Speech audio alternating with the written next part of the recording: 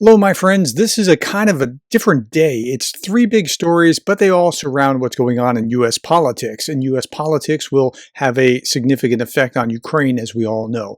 So President Joe Biden dropped out of the 2024 presidential race. We saw that today. He put this out on Twitter, this statement. And the statement was really interesting, and I'll come to why in just a moment. I did a little review of this about 15 minutes after I heard it. I read everything that I could and put this out just a couple hours ago. So if you want like some of the backstory, you can look there. But we're going to start with this. Joe Biden just put the good of the country and the world ahead of his own personal ambitions and desires. This dude is a legend, says Jake Bro. Now, you know that I'm not a big Biden fan. I said I can't vote for Trump. I can't vote for Biden. And it's not because Biden is personally like he is. He ran kind of moderate and then he governed from the left, and I have some significant issues with him. But he did a great job in continuing to stand by Ukraine. I got to give him that. And I'm not going to talk bad about him at all here. There's no sense in talking bad. Like, why would you talk bad about, he's out of the race now, so leave it alone. Okay, but what's going to happen next? That's what we're trying to figure out. So do they pick someone like Gavin Newsom? Gavin Newsom is the Democrat governor of California, and he would be pretty far on the left side of the political spectrum and draw quite a contrast to Trump, but maybe not one that they want to draw. Or Mark Kelly, he's a senator from Arizona, I believe, yeah, Arizona, and he's a legit hero, former astronaut, that kind of thing. So that could be good. And he's somewhat more moderate and somebody that independents in the center could more easily get behind. Or maybe Roy Cooper of North Carolina. He'll also draw a contrast to what Donald Trump's bombastic behavior is like. But I think they're going to settle on Kamala Harris, and that's, I think, a mistake. I understand that people will disagree with me, but this is how I'm processing and seeing this. Whenever politicians put the next person in line, because, well, they're the next person in line and they deserve it, whether it was Bob Dole running against Bill Clinton or even Joe Biden now, who shouldn't have been running but actually did. Or Hillary before that, because it was Hillary's turn. It almost never works out. So that's not the reason to do it. You put the best candidate that you can forward, but they're not going to do that. I believe it looks like that they're going to just kind of push on Kamala. Okay, so what's interesting about this is in Biden's initial statement, he didn't endorse Kamala Harris, and then he did endorse her. So that came out after, like, I put the video up, and then I saw, oh, he endorsed her now. Okay, great. So I stand corrected with that, but that's just because I hadn't seen it yet because it hadn't been out in that time and space. Okay, so CNN's already on it talking about these are the names Kamala Harris is considering to pick as her running mate. So they're assuming that she's it. Okay, Arizona Senator Mark Kelly. I think he would be a great choice, actually, for president, but not as a running mate. Kentucky Governor Andy Beshear. Okay, we don't know a lot about him. Most people don't. North Carolina Governor Roy Cooper, just talked about that. Pennsylvania Governor Josh Shapiro, who did composed himself really well. We're talking about the Trump shooting and the guy that was killed, Corey, the fireman that was killed in the. He did a good job with that. So, and Pennsylvania is a swing state as well. So I'm not sure how that'll happen. But here's what CNN has. Biden drops out of presidential race and endorses Harris to be the nominee. And then here are the stories. Talks about the 25 days that unraveled the Biden campaign. Look, the first thing that unraveled the Biden campaign was, I think, that fundraiser where Biden went to go be at George Clooney's instead of over to that Ukraine conference that he should have been at. And he was like, the fundraisers actually saw where Biden was and were like, they got a little spooked. And then the debate wasn't a good look, and most of America was seeing that. And then, Trump surviving the assassination. Now, I'm not saying he shouldn't have survived the assassination, and then getting up and, being like, what a contrast between, and then COVID, like the guy couldn't win for losing, right? So he had a really hard run. Harris is making calls already to Democratic lawmakers. These are all CNN articles. More House Democrats say that they're backing Harris, like they're already lining up behind her and to show a unified front. Yeah, so I think that's what's going to happen. And now the question with that is whether Harris can actually beat Trump. Now, if you thought that Biden could beat Trump, Biden doesn't even think that he can beat Trump. That's the only reason that he's getting out. So if you still were thinking Biden could beat Trump, you need to listen to somebody on the other side to hear their arguments about why that might not be a great idea. So I'm telling you, from a Republican point of view, it looks like Harris is not going to fare much better, but we don't know yet, okay? As she's more exposed to the public, we might see that it goes up or down, but okay.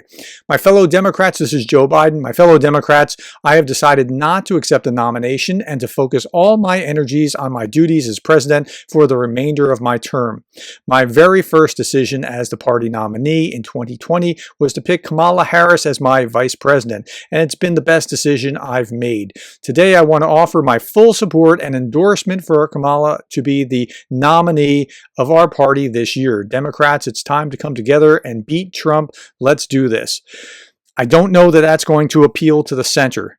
I think it may split off there's a high percentage, or much higher comparatively, of black males that were moving toward Trump, and that might bring some back. That might be, but again, the race is really only in about 6 states, and I don't know that she has what it takes to actually be that much more significant. And all the policies of the past 4 years, Trump can still point to all the policies of the past 4 years because it's continuous with this administration.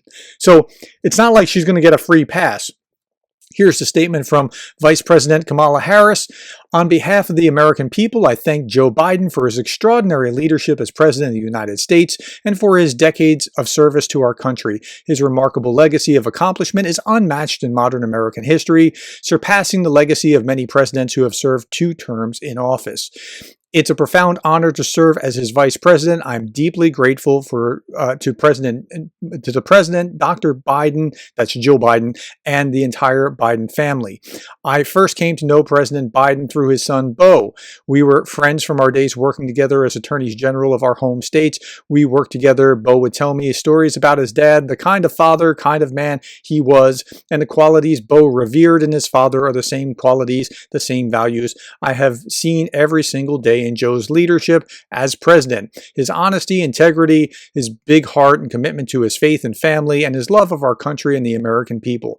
With this selfless and patriotic act, Joe Biden is doing what he has done throughout his life of service, putting the American people and our country above everything else. I'm honored to have the president's endorsement, and my intention is to earn and win this nomination.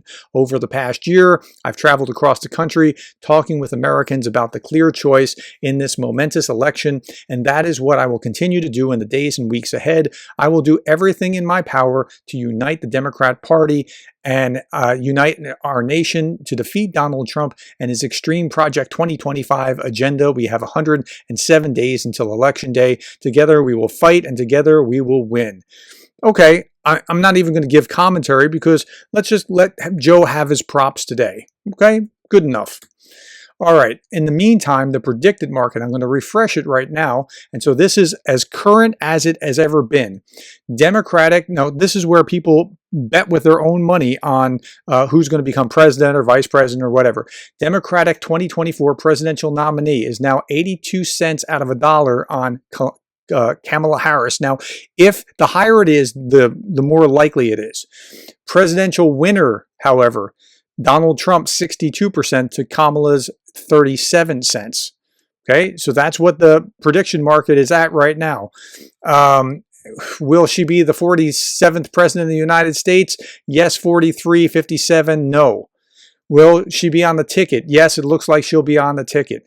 Will Biden resign during his term? Probably not, although there are calls for him to resign during his term, but that's coming from Republicans, not Democrats. The reason he had to step down was because it was coming from Democrats who were putting more and more pressure on him. Republicans are always saying, step down, Joe, you're too old, and that sort of thing, and it falls on deaf ears. Okay, so I don't know that Kamala is going to do as much better than Joe is, but they need to have a real open convention and select somebody that can go up against Trump. And here's another reason why. There's moderates in the center that are looking for the alternative. They just need and a real alternative to what Trump is, because they were seeing Joe Biden and going, can he really do the job? And now they're going, okay, well, Trump was tough with the assassination attempt, but they can be persuaded away from that. There are also disaffected Republicans like me that are like, come on, bring a moderate that I can actually support. Kamala's not there. All the same policies are all the same policies. So, but it could be that you can pick off a bunch of Republicans with the right nominee. Republicans in exile virulently object to the current version of the GOP, both personally and politically. They say Trump has veered dramatically from traditional Republican orthodoxy, taking more of an isolationist approach to the world and supporting tariffs. Right, both economically and foreign policy, two legs of Reagan's three-legged stool. They're not where I am. Right? I know I'm not expecting the Democrat to do it either, but there could be a more palpable choice if the Democrats are willing to put somebody forward that is palpable. But many said the real opposition to the former president is his character, his false claims that the election was stolen, his role in fueling the January 6th mob that attacked the Capitol, his felony convictions, the opportunists he surrounds himself with, and the way that he elevated fringe figures with conspiracy theories. Okay, so again, you can probably pull this out if you put the right candidate forward, but it's up to you, Democrats. It's like, my party's done with their process. You're in control here of what you're going to do next. Now, this is what I was going to talk about, and it didn't age well at all. Blinken points to the wider pledges to support Ukraine in case the U.S. backs away under Trump. So he's now talking about this openly, like Trump could win.